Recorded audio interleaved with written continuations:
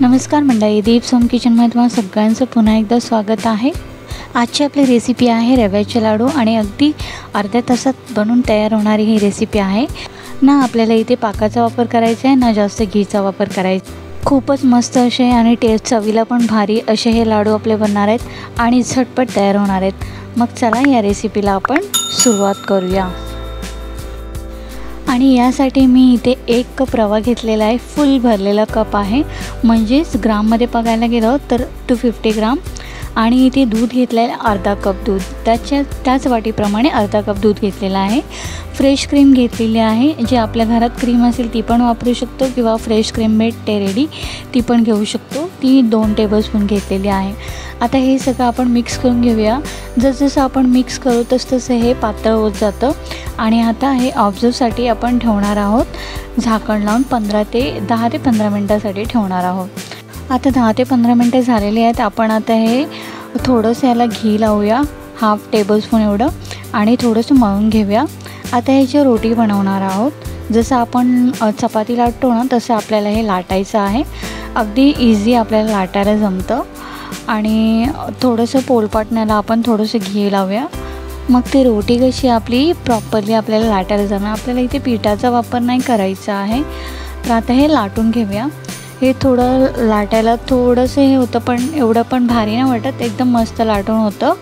आता हे रोटीप्रमाणे आपल्याला लाटून थोडं जाडसर राहिलं तरी चालेल।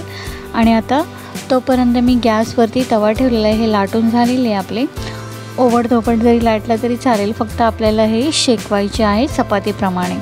आता इथे तवा तापलेला आहे, थोडंसं घी त्याला पसरूया, स्प्रेड करून घेऊया। आणि इथे आपण हे लाटलेली पोळी ह्याच्यात टाकूया आणि शिजून घेऊया चपातीप्रमाणे। आता हे उलटी साईड करून प्रॉपरली शिजून घेऊया। हे थोडं कडक शिजली पाहिजे, एकदम पण हे काळपट नाही करायची आणि एकदम पण कच्ची नाही ठेवायची।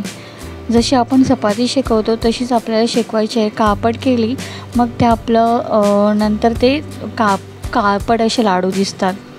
हे सगळं केल्यानंतर आपण जेव्हा हे मिक्सरमध्ये ग्राइंड करू ना मग ते आपले लाडू असे काळपट होतात, म्हणून आपल्याला जास्त पण काळपट अशी नाही ठेवायची।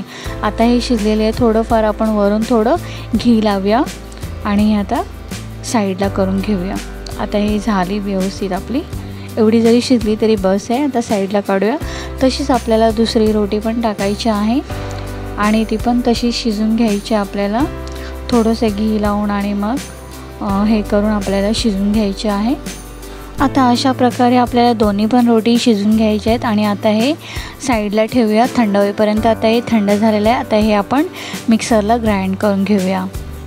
आता याचे आपण छोटे छोटे तुकडे करून याच्यामध्ये मिक्सर ग्राइंडमध्ये टाकणार आहोत, जेणेकरून आपले ते ग्राइंड प्रॉपरली होईल। जर एकासोबत 2 रोटी नाही राहिल्या तर तुम्ही 1 रोटी जरी टाकलात तरी चालेल।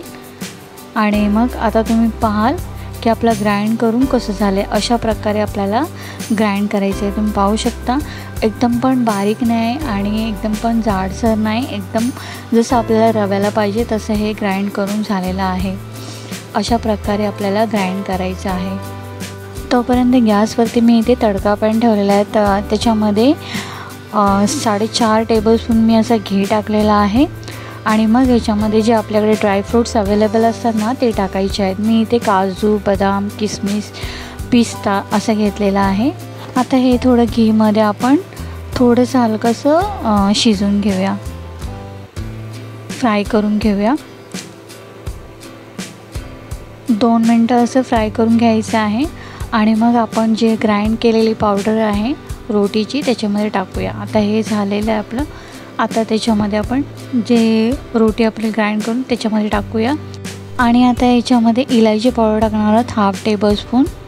आणि पिंच ऑफ म्हणजे चिमूटभर असं मीठ टाकायचं आहे। तुम्ही पाहू शकता, एकदम चिमूटभर, नाही टाकलं तरी चालेल, ऑप्शनल आहे। याच्यामध्ये मी खसखस टाकणार आहे, मला खसखस याच्यामध्ये आवडते म्हणून मी टाकते।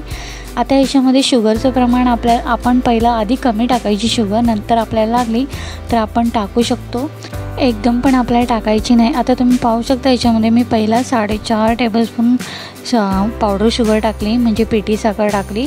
आणि थोडंसं मग आपण टेस्ट करू शकतो, जर आपल्याला कमी जास्त वाटली, म्हणजे कमी वाटली तर टाकू शकतो, पण जास्त झाली तर आपण नाही काय करू शकत। म्हणून ह्याच्यामध्ये मी टेस्ट करून बघते, तर मला थोडी कमी वाटते, तर अजून 1 टेबलस्पून मी याच्यामध्ये पिठी साखर टाकणार आहे। आता हे माझं मिश्रण परफेक्ट झालेलं आहे। आता व्यवस्थित आपण मिक्स करून घेऊया आहे साखर वगैरे। जसजसं आपण हे मिक्स करत जाऊ ना, ते बरोबर आपले लाडू बनवायला सुरुवात होतात। आता तुम्ही पाहू शकता मिक्स झालेलं आहे।